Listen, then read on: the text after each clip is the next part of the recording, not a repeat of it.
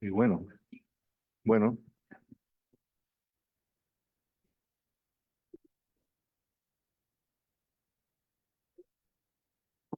mm,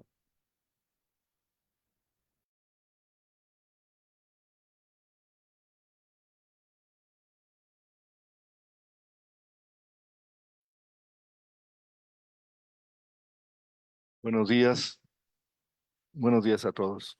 Bienvenidos. Bueno, tenemos el día de hoy la segunda conferencia que dictará el doctor Torres Cuevas relativo a la historia general en Cuba, el Caribe, la importancia eh, de esta disciplina y lo que hay en el horizonte histórico en torno a las ideas también de Martí y otros pensadores. El doctor Torres Cuevas es director de la oficina del programa Martiano, presidente de la Sociedad Cultural José Martí, director de la Casa de Altos Estudios Fernando Ortiz de la Universidad de La Habana. Eh, También preside la Academia de Historia de Cuba.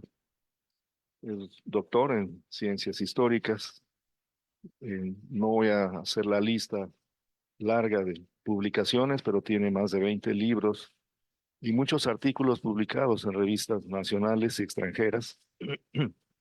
Es miembro del Consejo de Estado de la República de Cuba y ha recibido muchos reconocimientos a lo largo de su trayectoria como académico, como formador de generaciones y también es doctor honoris causa por una universidad en Cuba.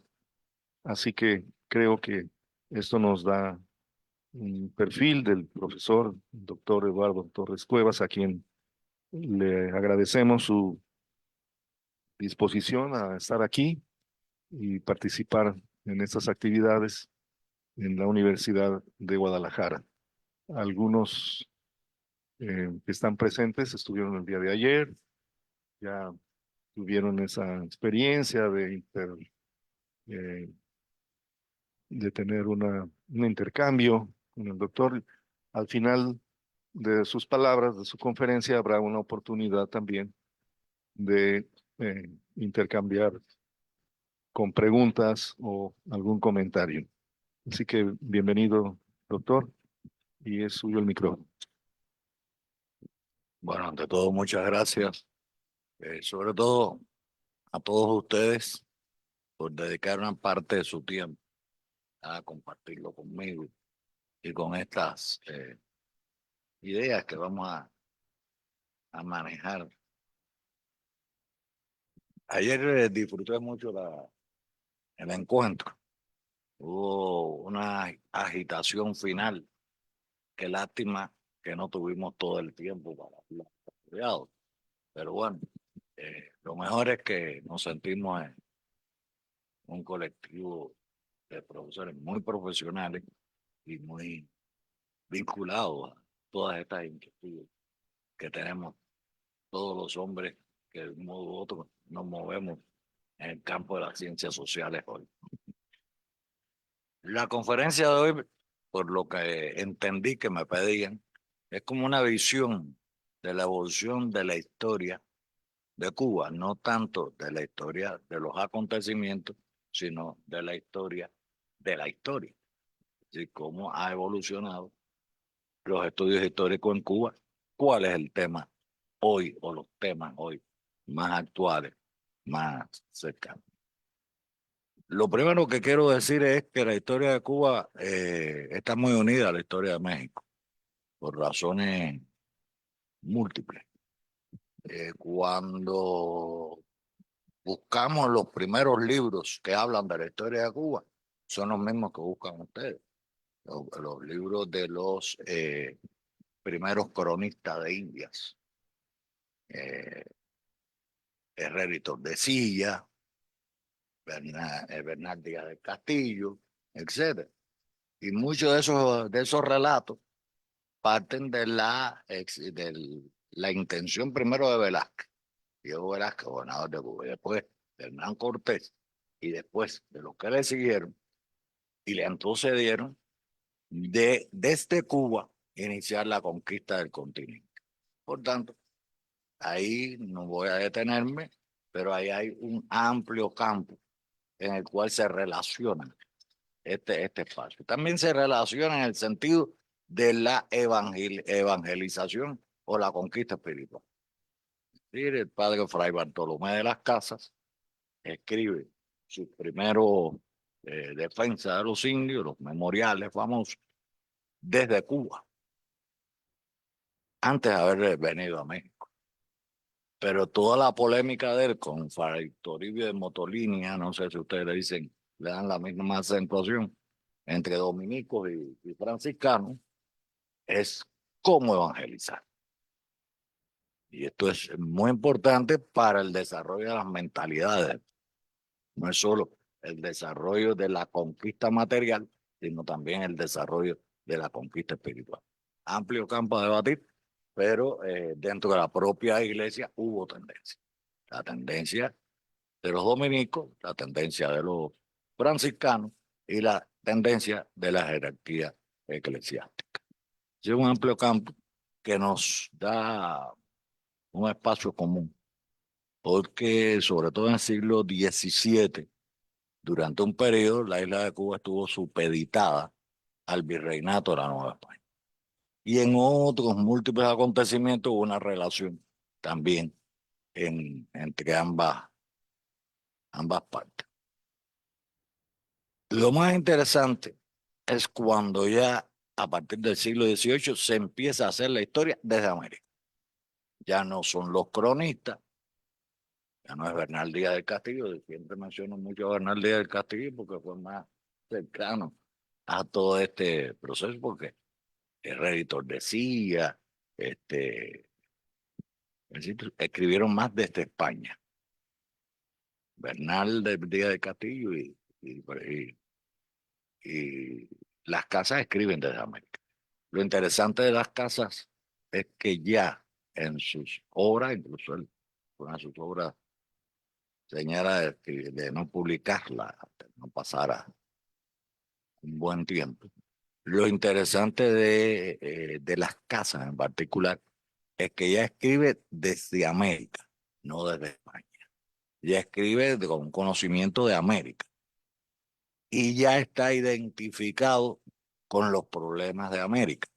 No estoy hablando de si su variante o opción era la más adecuada o no, sino que ya su proyecto social, económico y político, junto con su proyección religiosa, sí está mirando mucho la construcción desde América.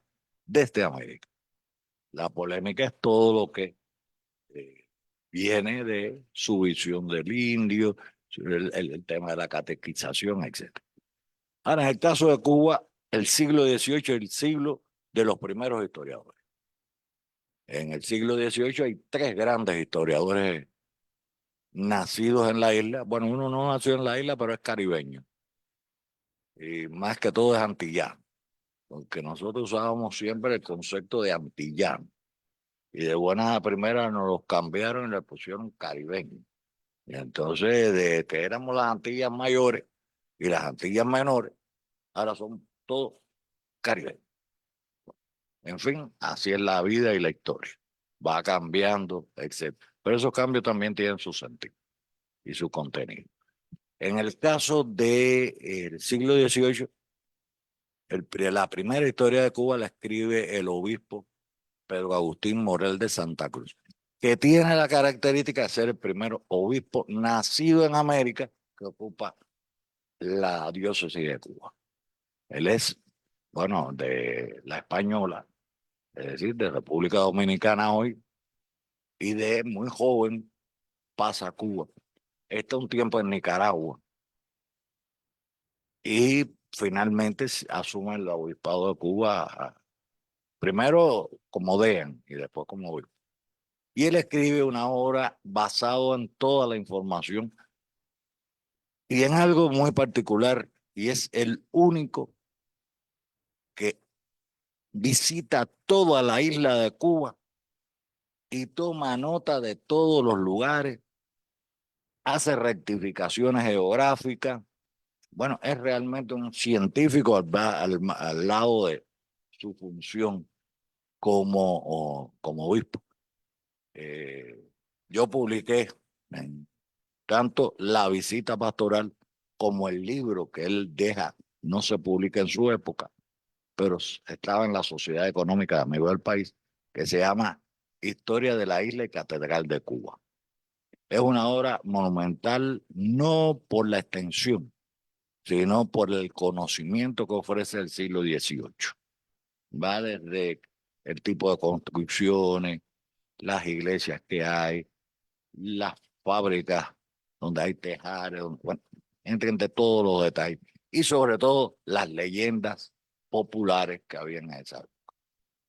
Después hay otro importante autor con una línea muy diferente a la de Morel, porque Morel en definitiva es un hombre muy sensible a la vida popular, a los problemas, y en ese sentido critica mucho a la alta oligarquía de la isla, un crítico de ello.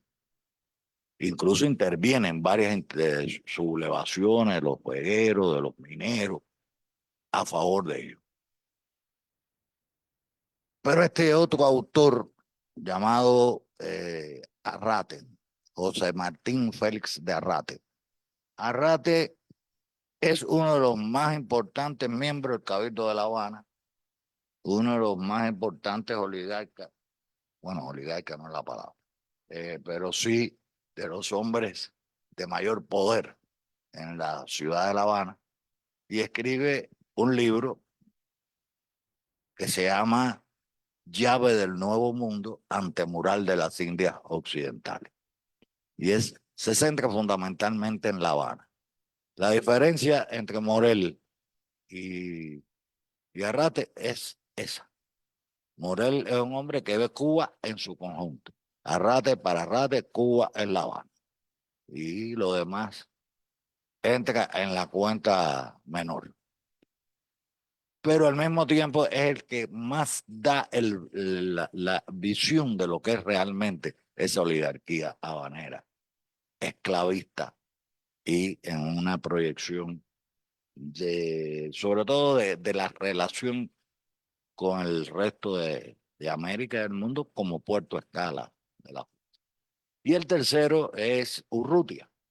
Urrutia, a diferencia de los otros dos, lo que hace es una historia del derecho, la isla de Cuba. Es decir, va siguiendo todos los documentos y va narrando qué obtiene, qué no obtiene, en qué época la isla de Cuba. Esos son los tres primeros. No me voy a detener mucho en el siglo XIX porque es agotador. Sí, ya en el siglo XIX hay un sentido de hay un sentido de la historia. Lo más interesante es que en el 18 ya los habitantes de la isla de Cuba, que se decían criollos, todavía no se decían cubanos. Cubanos eran los de Santiago de Cuba, porque el apellido Cuba le daba, ahora decimos los santiagueros, no, en aquella época eran los cubanos. Entonces, eso confunde mucho en la documentación incluso. No, los cubanos, no, están hablando de santiagueros, no de la... Pero bueno, para no extenderme, lo que ha existido en el siglo XVIII es el estilo de hacer historia típico del XVIII. Y Morel es un ejemplo de eso. Ahora, el XIX sí pasa por varias líneas. Está primero la obra de Valdés, Historia de la Isla de Cuba, que es la obra de la ilustración cubana sobre su historia. Entonces ya se distancia un poco del relato de los cronistas o del modo de ver la historia como un cronista para ver la historia como algo ilustrado. Es decir, y es donde introducen los elementos culturales, espirituales, etcétera, como un elemento no de la iglesia como tal, sino del conjunto de la comunidad a la cual la iglesia forma parte. O si se quiere, se puede decir al revés, según como se quiera. Eh, pero lo cierto es que ya hay una visión de lo social visto desde la visión ilustrada. Después entra lo que con mayor fuerza va a estar en el siglo XIX, que es el positivismo. Y entonces en el positivismo vamos a, a encontrar una obra monumental en la cual intervienen numerosos historiadores. A mí me gustaría siempre, bueno, me he dedicado a estudiarlo un poco. Para mí el historiador más monumental de esa época se llama José Antonio Saco. Saco es el primero en intentar escribir una historia monumental de la esclavitud. Su obra tiene en vida, tiene 5 tomos y dejó para que fueron concluidos con posterioridad 4 más. Y quedan 2 que no son posibles de reconstruir. Esta obra se titula Historia de la esclavitud desde los tiempos más remotos hasta nuestros días. Por supuesto, hasta los días de Sacua. Entonces ya ha pasado como más de 100 años. Ahora, es la primera vez que un autor, el peso, estoy hablando de una obra que él la está haciendo a partir de 1840. No es de finales, que es cuando empiezan a ser importantes, no, es una obra muy, muy temprana. Pero lo significativo es que hasta ese momento los grandes escritores sobre la esclavitud eran europeos. Los que, los de fama, es decir, los libros. Habían algunos latinoamericanos que ya habían escrito sus cosas. Y sobre todo había muchos documentos de polémica alrededor de la esclavitud. Pero lo que hace que Saco es tratar de hacer una historia desde los tiempos más remotos. Él se remonta a la Biblia.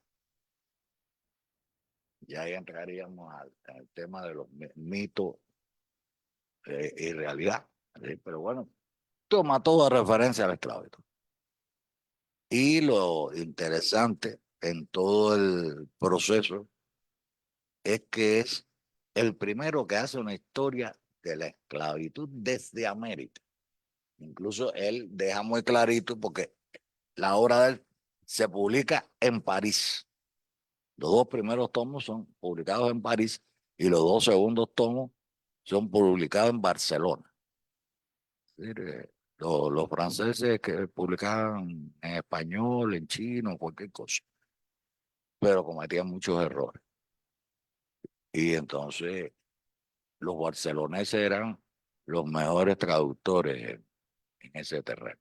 Bueno, pero bueno, Saco acomete esa obra y tenemos una persona que ustedes quieren mucho y estaríamos discutiendo si es más cubano que mexicano o más mexicano que cubano.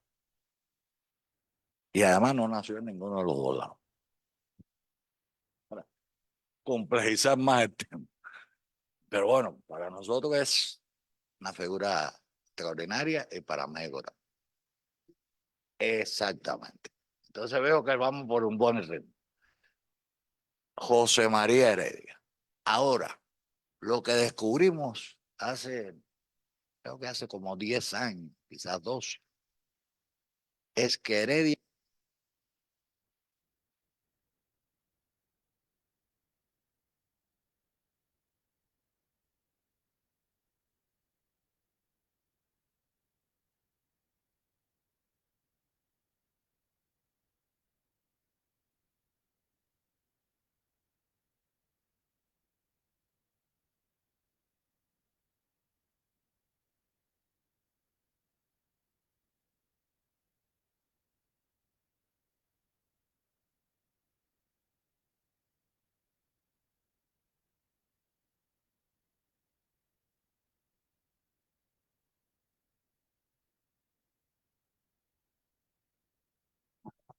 eh,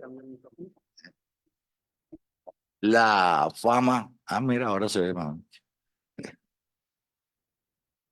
¿Ustedes me oyeron con anterioridad? No, bueno, entonces no hay problema. Entonces, si me permite que me le robe unos minutos, resulta ser que una compañera nuestra de aquí de Toluca nos habla de esa obra. La buscamos en la Biblioteca Nacional de Cuba, de la cual yo fui director, y el único ejemplar que queda, o que hemos encontrado, de la historia universal de Heredia, la teníamos en la Biblioteca Nacional, completa. Entonces nos pusimos de acuerdo e hicimos una edición conjunta de la historia de Heredia. Pero lo interesante de la historia de Heredia es que desde el principio es Heredia. Heredia, el que ha leído Heredia sabe que es un latinoamericano, mexicano, cubano a la raíz. Y de una inteligencia y de una cultura tremenda. Entonces, ¿cómo empieza la historia universal? Bueno, cuando me decidí a escribirla, busqué el libro de Tila, un autor escocés, pero anglosajón. Y me di cuenta que le daba una preponderancia a la historia anglosajona en detrimento de la del resto. Y entonces me decidí a escribir la nuestra. ¿Y a quién está dirigida la historia de Heredia? A la juventud latinoamericana. Yo escribo esta obra para darle a la juventud de nuestros países una obra que les permita desarrollar. Bueno, entonces Heredia lo hemos rescatado hasta no hace mucho, era poeta. Ahora cada vez que escribo sobre él digo, el historiador y poeta. Algunos me han dicho, no, ponle poeta e historiador. Pero no, yo defendiendo la profesión, lo pongo historiador primero, porque además lo dice. Bien, ese es, pero bueno, hay esta tendencia. En el caso de Heredia, hay una ruptura también con el positivismo. En Heredia hay que buscar la propuesta de una historia a la latinoamericana. Heredia ha sido alumno de Varela, del que hablábamos anteriormente, que es el punto de partida del pensamiento que va a dar a José Martí. Entonces, el final de esta historia pudiera ser, vamos a analizar la relación Heredia-Martí, porque lo iba a decir mañana, pero ya lo digo ahora, ya que hablé de Heredia. Martí tiene una frase que nosotros no nos hemos podido explicar cómo llegó a él, porque es de Heredia. Y donde Martí estaba, eso no estaba público. ¿Cómo llegó a Martí? Tiene que ser alguien de ese flujo de intelectuales que es una frase donde dice que el tío San le dijo al presidente de México, tú eres libre, yo soy libre, pero ese pueblo no puede ser libre. Y esa frase es de él. Sí. Aceptamos la libertad de cualquiera menos de Cuba. Señores, cualquier semejante a estos tiempos no es pura coincidencia. Ahora, siguió la historia. Después hubo una tendencia al positivismo que fue en gran medida ocupó. Yo diría que lo más importante de la historiografía cubana de final del 19, primera mitad del 20. Hubo una tendencia que fue más bien de memorias de la guerra de los 10 años, de la guerra del 95. Casi todos los generales, casi todas las figuras destacadas escribieron memorias. o escribieron su versión de los acontecimientos. Hubo mucho de esto. Pero en 1910 se crea la Academia de la Historia de Cuba. ¿Qué pasaba? Que Cuba se había convertido en un estado independiente en 1902. Por tanto, la necesidad de hacer su historia, no la de Morel, no, la historia de la nación cubana, la historia de cómo se conquistó la independencia, cómo llegamos a ser un estado independiente, era necesaria. Por eso en 1910 se crea la Academia de la Historia de Cuba. Y ya ahí empiezan a producirse importantes trabajos. Entre ellos me gustaría recordar, porque en eso hemos estado últimamente, el trabajo de dos historiadores de la década de los 20, Roque Garrigó y Adrián del Valle, que escribieron uno la historia siguiendo el estilo positivista, historia documentada, apunte para una historia documentada de la conspiración de los soles y rayos de Bolívar. Y la otra, historia documentada sobre la conspiración del Águila Negra. Bueno, el que conozca la conspiración del Águila Negra es una conspiración fraguada aquí en México. Y a quien ellos llaman varón fuerte es a Guadalupe Victoria, que estaba comprometido con él. Una larga historia. Nosotros hemos estado, pero viene desde que empiezan las conspiraciones independentistas, con la primera, que es la conspiración de los soles y rayos de Bolívar. Pero entre las cosas que hay que rescatar por estos historiadores de principio del siglo XIX es la historia de las partes que no estaban en la historia, que es precisamente las conspiraciones, las luchas, los mártires, las guerras de independencia, etc. Y esto ocupa un buen espacio. Pero también hay algo que es una necesidad urgente. Y quizás por la situación del momento y el lugar donde estaba Cuba y el desarrollo de los Estados Unidos, se hizo especialmente importante definir qué era lo cubano, cuál era nuestra identidad, qué le daba sentido a la república que surgía. Mucha gente le llaman a esta corriente, es la corriente nacionalista. Yo no voy a introducir aquí el debate, pero pienso que el nacionalismo requiere definición. No todos los nacionalismos son iguales. Y no todos los nacionalismos tienen.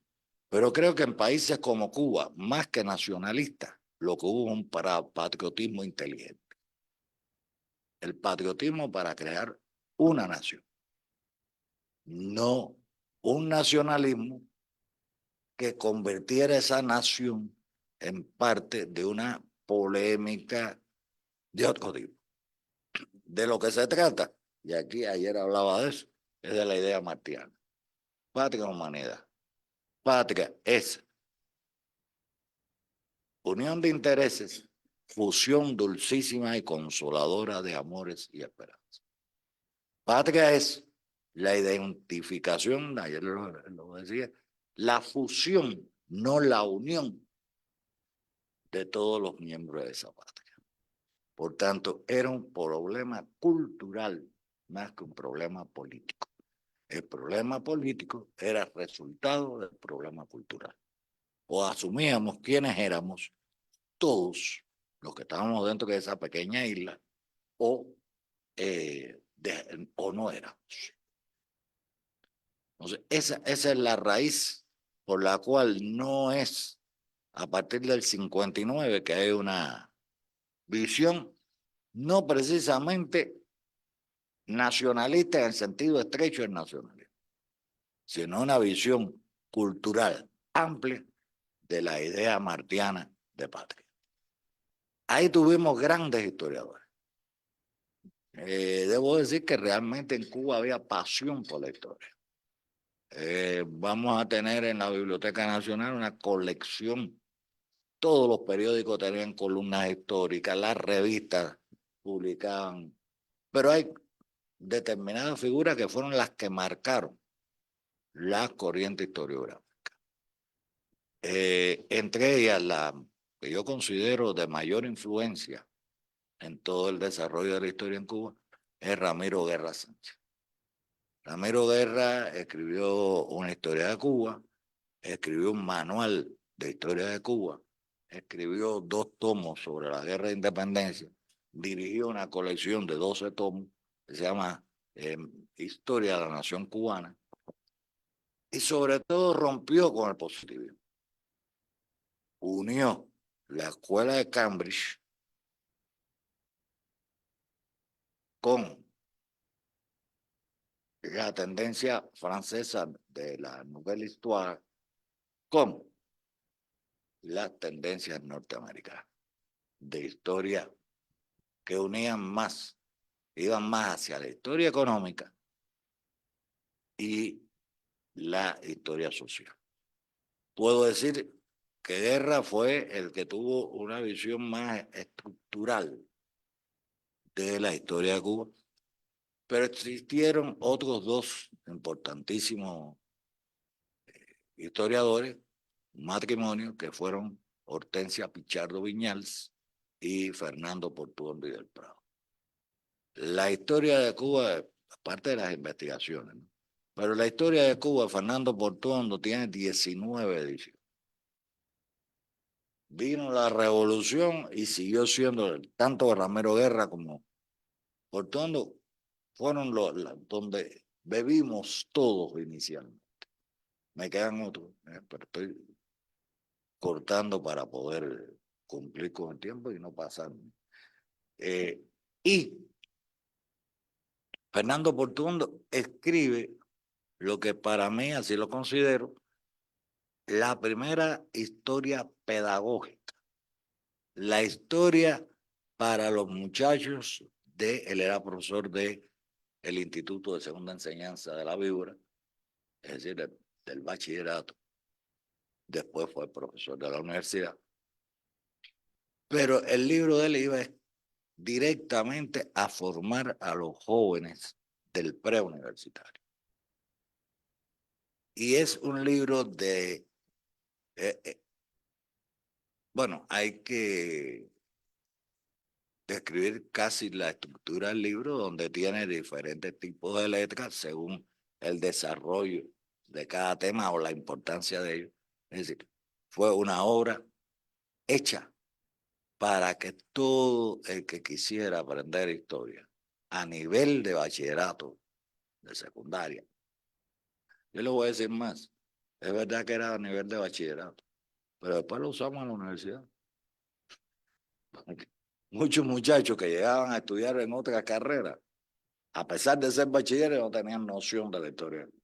Entonces volvimos a utilizar a Ramiro Guerra y volvimos a utilizar a Fernando Portuondo. Y todavía yo sigo defendiendo, ¿no? A veces me dicen, oye, son unos viejos, esos libros estarán viejos, pero qué bien estaban hechos. Con qué conciencia, con qué visión, con qué entrega, con qué amor. Y todo eso sale, página a página. Bueno, después vino la revolución. Es probable que si hay un punto poco conocido y poco entendido de nuestra historia, es la historia de nuestra historia. Cómo nosotros aprendimos a hacer historia. Lo primero que tengo que decir es que en la década de los 50 habían 5 escuelas historiográficas diferentes y hostiles. Es decir, la visión de que esto era, que en Cuba, cuando digo hostiles lo digo en el mejor sentido de la palabra. No estoy hablando de guerra, sino de diferencias y enfrentamientos y discusiones fuertes. La primera era la que representaba la tradición positivista, se mantenía. La segunda llegó con un profesor extraordinario que se llamó Juan Pérez de la Riva, que estudió en Francia y trajo para acá todo lo que fue la Nouvelle Histoire francesa, la cliometría, que se puso de moda en aquella época, Es decir, la historia cuantitativa, después, bueno, en esto estaban las estadísticas, etcétera, pero era mucho más que eso. La cliometría estaba Manuel Moreno Fraginals, que fue el que escribió el famoso libro El Ingenio, donde subvierte toda la historia anterior. Incluso el Che le hace una carta felicitando. Pero lo que Moreno hace en El Ingenio es una historiografía marxista contraria a la soviética. Quiero dejar eso muy claro, porque dice, no, Máximo, no, habían escuelas marxistas. Y había una que representó, bueno, la representó Pérez de la Riva también, etc. Pero al escribir El Ingenio, Moreno escribe una obra basándose en la historiografía marxista que estaba de moda en la zona occidental. Y ahí incluyó desde Althusser, Levi-Strauss, que no era marxista, era estructuralista. Es decir, hizo una composición con lo último que había en el pensamiento historiográfico de la época. Esto creó un serio problema. La otra corriente era la historiografía soviética. Materialismo, materialismo dialéctico y materialismo histórico. Eso provocó un tremendo enfrentamiento. Por ejemplo, desde el punto de vista del materialismo dialéctico, la sociología era una ciencia burguesa.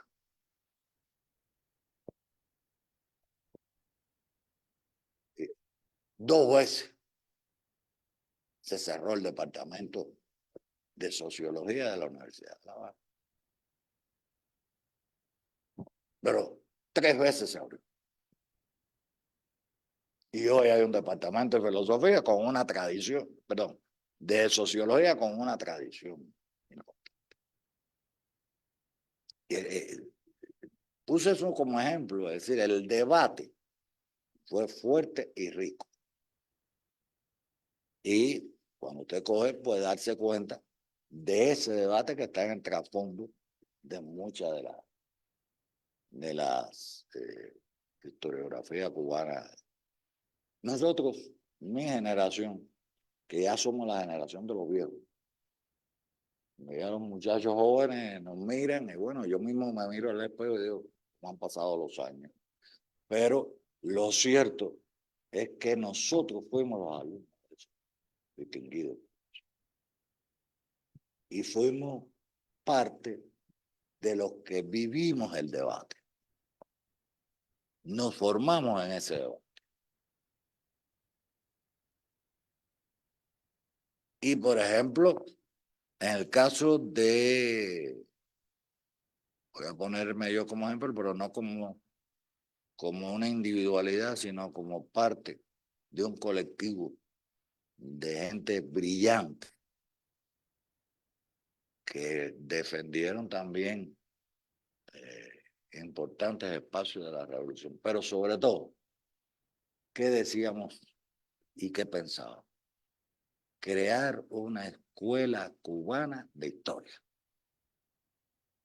No copiar a nadie, sino que teníamos que crear nuestra propia escuela sobre la base de un amplio debate.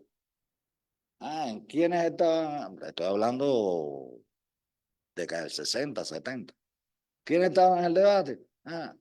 Levi-Strauss, la antropología estructural de Levi-Strauss y el pensamiento salvaje. ¿Quién estaba en el debate?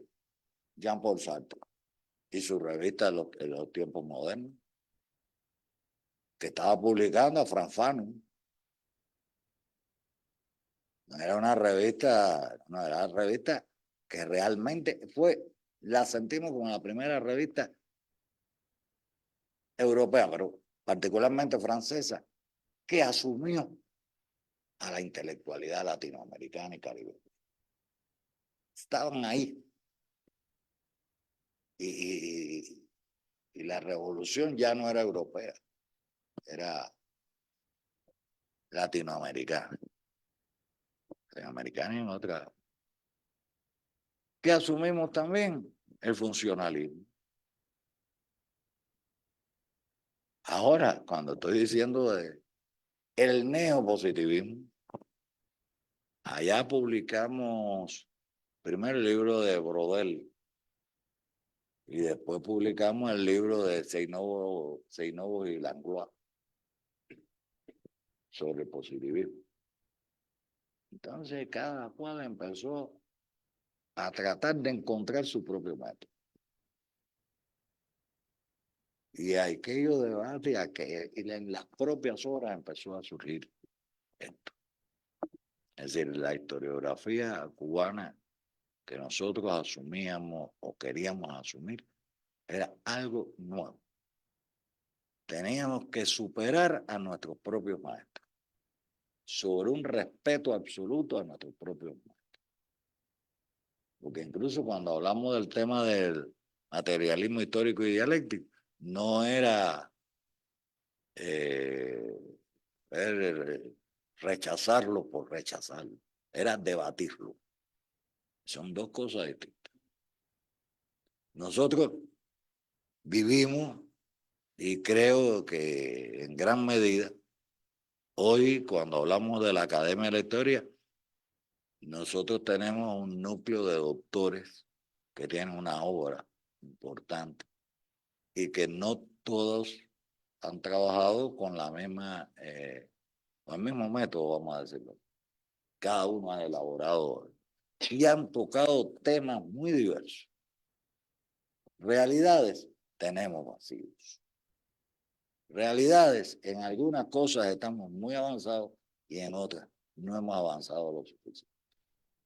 Realidades, esta realidad de hoy es muy distinta a la que nos formamos.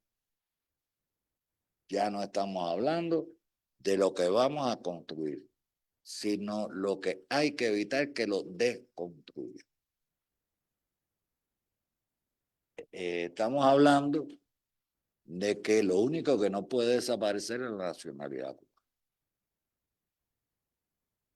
Cualquier cosa se puede explicar, discutir, pero la nación cubana es la construcción de siglos. Y hay ahora corrientes que tienden a, siempre hablo de la posmodernidad, que tienden al fin de la historia, el fin de la era de la razón, en fin. Entonces, es un debate lo que tenemos ahora, un debate fuerte, un debate de ideas y un debate de métodos. Yo, al contrario, soy optimista. Primero, porque cuando yo escribía en la década del 60, usaba un teruguto con papel de copia y demás, y una brochita para tapar la falta y volver a escribir la palabra. Los que me acompañan en años se recordarán en eso, incluso algunos mucho más jóvenes. Entonces, si tenías que hacer 4 copias, que era una tragedia. Una hoja de copia, una hoja de carbón. Hoy no hay que pasar ese trabajo. Pero en segundo lugar, el aparatico este que usamos todos. Cada vez que voy a escribir algo, busco. Lo que hay que saber buscar. Lo que hay que saber buscar, pero es una maravilla. Incluso para encontrar errores. ¿Sí? Pero ahí hay libros, sí, ustedes lo saben igual que eso no tiene nada que ver con el trabajo que pasábamos a los sucesos. Que para leerse un libro había que caerle atrás. Ahora a veces nada más que tienen que abrir y buscar. En fin, no sé si he podido hacer el cruce tan rápido de la historiografía cubana. Seguimos en el mundo. Cubanos hay en todas partes del mundo, cubanos interesados y con ganas de trabajar. España, en todas partes del mundo seguimos siendo interesantes. Los españoles no dejan de no dejan de estudiarnos. Pero en el norte nos están estudiando constantemente todas las universidades y nos invitan y discutimos y le publicamos libros en Cuba y ellos nos publican libros enfrente. Es decir, que tampoco es solo que ahora con mejores medios. Yo decía Patricia, mi esposa, lo que era, imagínense, ustedes, en 3 horas estábamos aquí. Imagínense la que pasó Pánfilo de Narváez para venir aquí a buscar a Cortés. Es decir, todo nos favorece.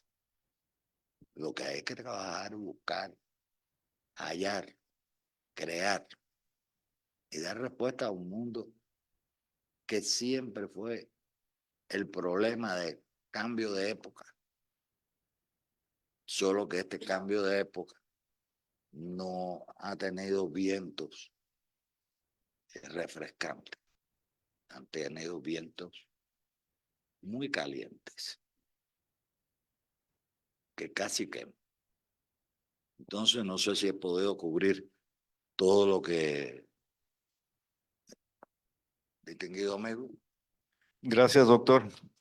Un aplauso.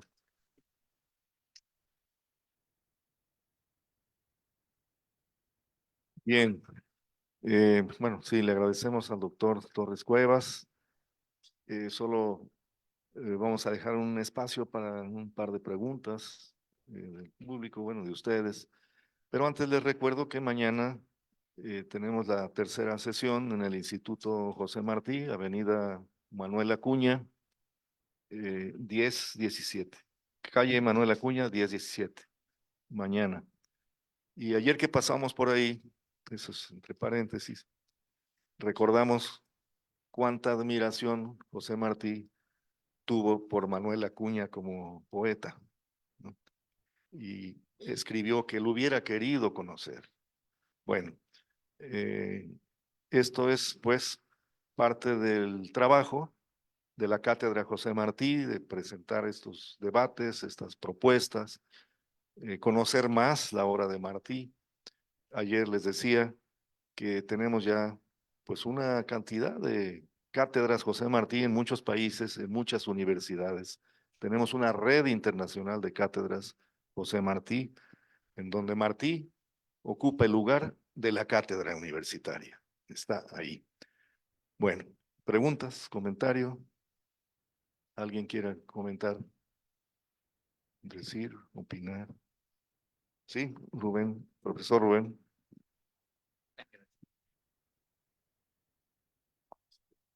Doctor, usted mencionó la historia universal de José María Heredia, que afortunadamente entiendo que hay una edición moderna, y que creo que se publicó en Toluca, no la conocemos, pero sabemos que publicaron eso, que se me hizo buena idea, desde luego.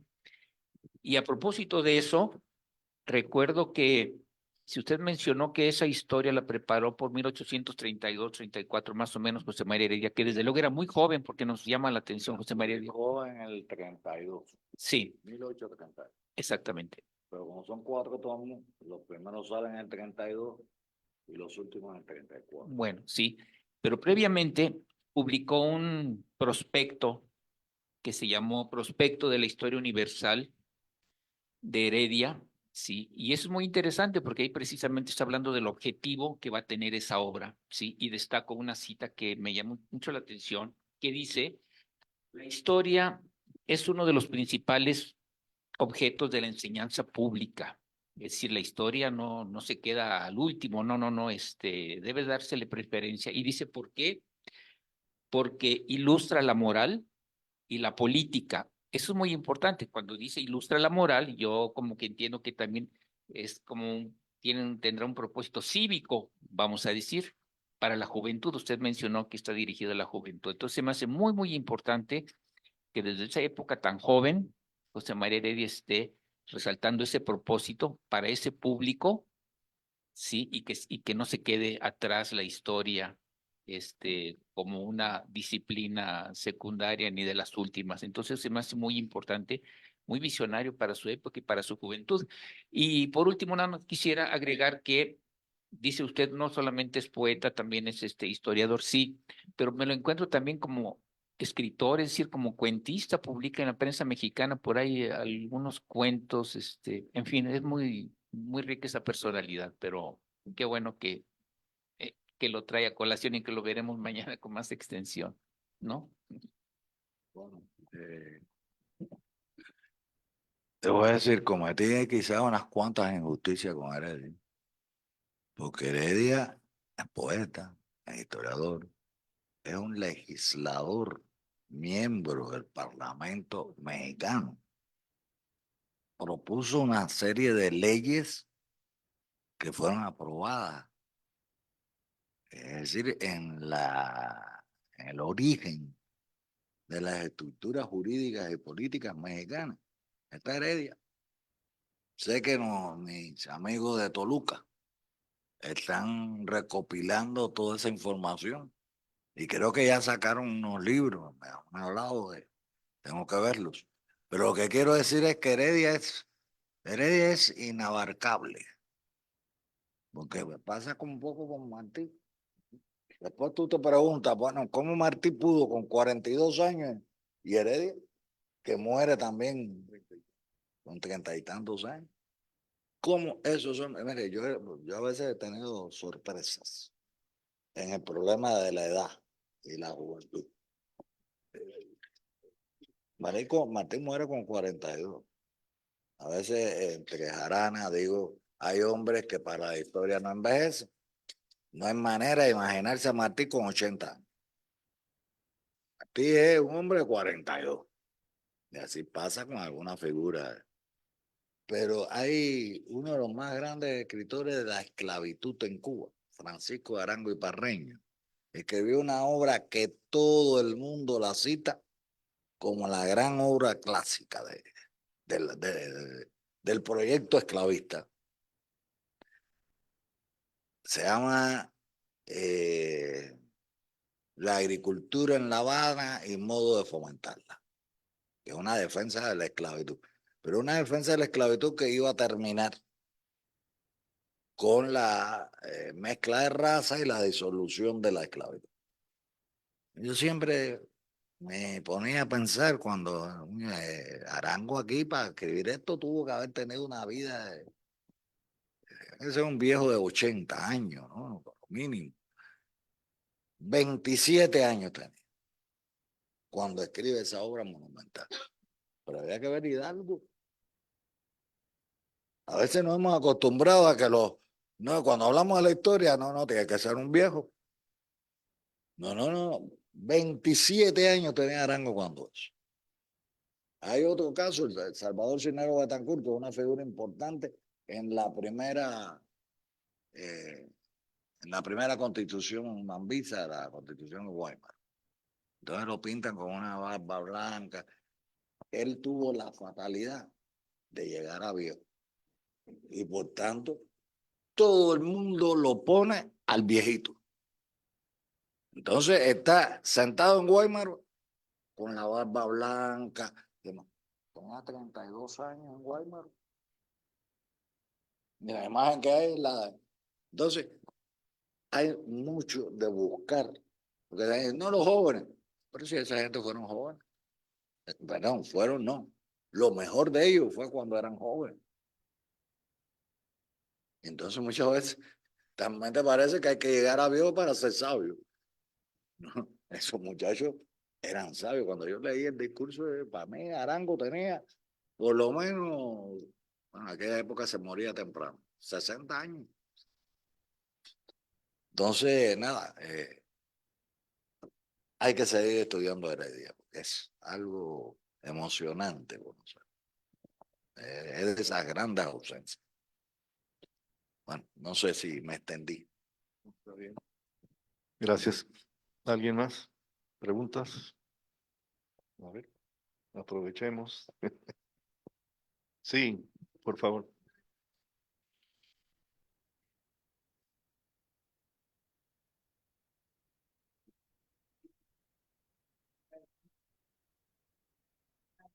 También existe una colección, de esa misma edición, creo, en la Biblioteca Iberoamericana Octavio Paz, que está en el centro de la ciudad, en lo que se llama Plaza Universidad. Sale uno de la estación del tren,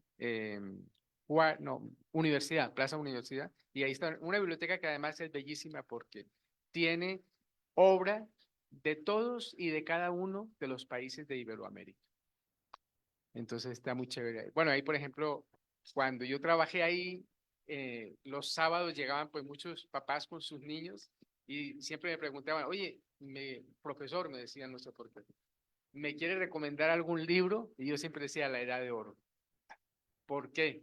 Le digo, pero no se lo recomiendo solamente para los niños, se lo recomiendo para ustedes también, porque La Edad de Oro es una puerta abierta, ahora sí que a la humanidad, ¿no? Bueno, eso es todo.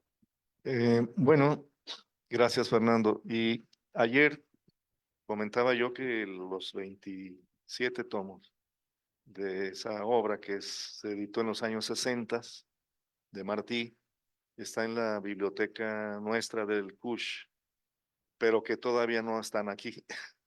Están en la biblioteca, en la central del CUSH, que todavía, bueno, ahí va a estar siempre esa construcción porque está en la normal, ¿no? Ahora va a haber necesidad de traer esos libros, que son los especializados para las ciencias sociales, la filosofía, la literatura, etcétera. Pero eso está en proceso. Pero también, además de la Biblioteca Iberoamericana, hay una colección en el Instituto Mexicano-Cubano de Relaciones Culturales José Martí, donde mañana será la tercera conferencia del doctor. Y les repito, es calle Manuel Acuña, 1017, entre Frías y Enrique Díaz de León. Ahí está también otro juego de la colección. Y uno más, que también se nos está quedando allá en la normal, pronto la tendremos aquí, que es el centro documental, un pequeño centro documental y de biblioteca del Departamento de Estudios sobre Movimientos Sociales, porque ahí en ese departamento está la cátedra José Martí, y ahí no solamente tenemos la obra de los 27 tomos, sino los 29, doctor, 30, casi ya 30, de la nueva edición de las obras de Martí, que es la edición crítica, que irán a ser 50 volúmenes, quizá un poco más, pero la tenemos al día. Esto para información de dónde en Guadalajara están las obras. Allá todavía en la normal, en aquella biblioteca, que es nuestra biblioteca, está Van Troy. ¿Conocen a Van Troy? Bueno, él es el custodio. Bueno, hay un director, ahí está el director, ¿no? Pero Van Troy es el que ahí, desde el temprano hasta las 10 de la noche que se va, atiende a quien por ahí se aparezca. Y él sabe dónde está la obra, así rápidamente. Van Troy de la Selva, así se llama. Bueno. Pequeño anuncio. Bueno, yo pensando que además de la conferencia poder ser útil a ustedes, traje mi último libro, que es sobre Diego Vicente Tejera, el primer proyecto socialista martiano. Socialista martiano. Tejera es uno de los hombres más cercanos a Martí. Comparten toda una serie de ideas. Él lo va narrando ahí. Y entonces, esa visión del socialismo, ayer yo hablé de la democracia práctica. Tejera lo llama socialismo práctico. Y hay una unidad de ideas, etcétera, que tienen que ver mucho con por qué Cuba es tan difícil. Seguiremos siendo difíciles, no creo que tú veas. Pero siempre amantes de toda la causa justa y buena. Y siempre amantes de toda la gente buena que llena este mundo. Así que les voy a dejar a los que quieran, pueden adquirir el libro. Adquirir, quiero decir, yo se lo regalo. No hay que poner dinero. Bueno, gracias. Bueno, gracias a todos y gracias al doctor. Jaime, una pregunta. Adelante. Ahorita quiso referencia al libro de Martí. Bueno, al libro marciano, actualmente Martí colaboró en el Socialista, un periódico que se asumía de la Primera Internacional, un socialismo limpio, si se quiere, muy cercano a la corriente coalista de la Nueva Cara, pero que se veía como socialista. Y Martí, en ese tiempo, escribió la esa perspectiva. Entonces, sí, había también un acercamiento al propio Martí y un cierto conocimiento muy incipiente, porque el marxismo llegó para hacer, pero había un acercamiento ya del propio Martí al socialismo desde los últimos tiempos. Doctor. Bueno, yo quiero felicitar al doctor. Bueno, felicitarlo y agradecer por la plática, la charla que nos acaba de dar, porque como bien acaba de decir el doctor Mario y el doctor Tamayo, pues la importancia de Martí pues es bien relevante, no solo para Cuba, sino para América y para el mundo. Pero además, otra de los elementos que usted o que nos acaba de comentar con toda esta charla, esta conferencia magistral que nos ha dado, tiene que ver con la historiografía cubana y que en México es bien difícil encontrar libros que hablen sobre Cuba. O uno va a Cuba, adquieres un montón de libros y luego ya en la aduana te dicen, a ver, ¿a dónde lleva tanto libro? ¿No? Entonces, un montón de libros, o sea, solo vas allá a la Feria de La Habana o vas a las librerías y luego también a la Feria del Libro cuando vienen aquí a Guadalajara, porque no es tan fácil acceder a la bibliografía, a la historiografía cubana.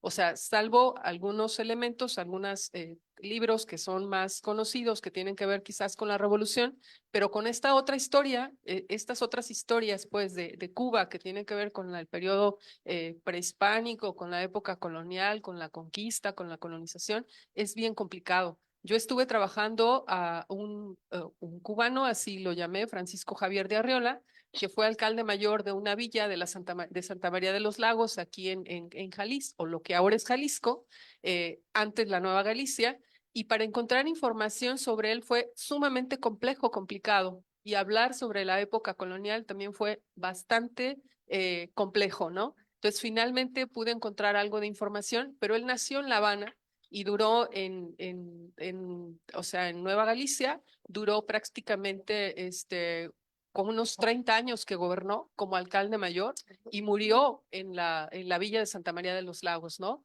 Y está sepultado en uno de los conventos de ahí de la Merced, de la villa de Santa María de los Lagos, y hay como esta combinación entre lo que pasó justo en la época colonial y estos lazos con la gente que viene desde Cuba, estos criollos que usted señala, y entonces de pronto cuando se da a conocer esa información en la zona de los Altos, pues sí genera mucho revuelo, porque además en la zona de los Altos hay esta tradición de que son herederos de los franceses, ¿no? O sea, es esta creencia infundada, pero así se plantea. Entonces, ¿cómo un cubano con tanta trayectoria, con tantas cosas que hizo ahí en esa zona, en esa región, viene y nos gobierna? Entonces, es bien complejo y agradecida, pues. Y ahora, bueno, yo hago aquí la petición también a Mario, a ver si a través de la cátedra, a través del instituto, que está aquí Tere también, se puede generar este intercambio de bibliografía, de libros también, que ya hay muchos también en el instituto también, sobre esta información que tendrá que circular, no, o sea, de todos los periodos históricos cubanos, ¿no? Que creo que es bien importante, ¿no? Y bueno, pues muchas gracias, ¿no? A ver, parece que ya se animó más. Adelante. Aquí. En el siglo XIX, en México hay 23 generales cubanos.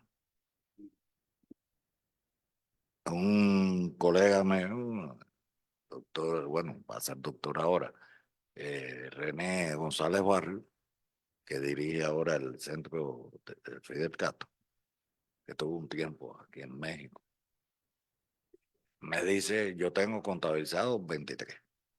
Él me dice que son muchos más y que está tratando de ser. Pero hay figuras tan interesantes como Santa Cilia, que es el secretario Juárez. El papel de, bueno, el jefe de artillería de Santana en el Álamo, era un general cubano. No lo digo por otra cosa, que si a algún lugar los cubanos querían ir, cuando se tenían que ir de allá, por cualquier razón, era México. México era su patria, era... Y entonces, sobre todo entre los intelectuales, militares, era México. Bueno, perdona. Gracias. Sí, Doctor, nada más agradecerle, de verdad que ha sido muy motivante, tanto el día de ayer como hoy, darnos cuenta que desde distintos frentes se está tratando de reducir la influencia del posmodernismo, por ejemplo, ¿no? Recurriendo a clásicos y humanistas como Martí, en este caso. Entonces, eso ha sido muy motivador porque es muy difícil encontrar esos frentes de resistencia, por así decirlo, contra el posmodernismo dentro de las academias y dentro de los investigadores. Y entender la importancia de la historia, ¿no? Y entender la importancia de los efectos que están aconteciendo con la nueva forma o con las nuevas maneras de investigar. Eso, muchas gracias. bueno, un último dato para... Hay una calle por ahí, ahorita no la ubico bien, por Santa Tere, por ahí, que se llama Parrodi. ¿Alguien la... Sí, tú la recuerdas? Una calle que se llama Parrodi, cubano, militar. Luchó al lado de Juárez y contra el imperio Maximiliano, aunque después medio se arregló. Y fue gobernador de Jalisco, Parrodi, cubano, y fue gobernador de Jalisco para que se le agregue ahí al primer alcalde de Lagos, que también fue cubano. Gracias. Y queremos ver ese trabajo. También hay que, hacemos una presentación, ya lo tienes, ¿no? ¿Está impreso? No, hombre. Bueno, muchas gracias a todos. Yo no conozco mucho. Yo no conozco mucho el sistema cómo funciona, ¿no? Yo no soy de la generación, ¿cómo le dice? No, sí, pero por la generación mía le dicen la generación ante la era digital. ¿Cómo es? Ah, no, tengo otro nombre. Bien. Pero ya nosotros en la oficina del programa Martiano hemos creado un sitio que pueden buscarlo. Está colocado en un lugar donde pueden encontrarlo. Que se llama Patria Libros. Entonces, es una vía para poder encontrar muchos libros con acceso a leerlos y ahí tenemos todo, casi todo de Martí. Nos quedan muchas cosas por ver, pero ahí están las obras de Martí, es decir, Patria Libros. La Biblioteca de Clásicos Cubanos, por ejemplo, está en Patria Libros también. Es decir, que ahí pueden, yo no sé mucho cómo se busca, ¿no? Sí, pero tú a ver, explícalo tú. Puede descargar gratis. Ahí están puestos, pero también ya hay mucha bibliografía que no es tan reciente cubana, que se ha digitalizado y se puede acceder a través de la Universidad de La Habana o algo así. Si quiere lo que se queda con el contacto de él o con el mío y se lo ponemos los autores. Bueno, ya creo que tenemos Bueno. agotado. Un aplauso final y mañana los esperamos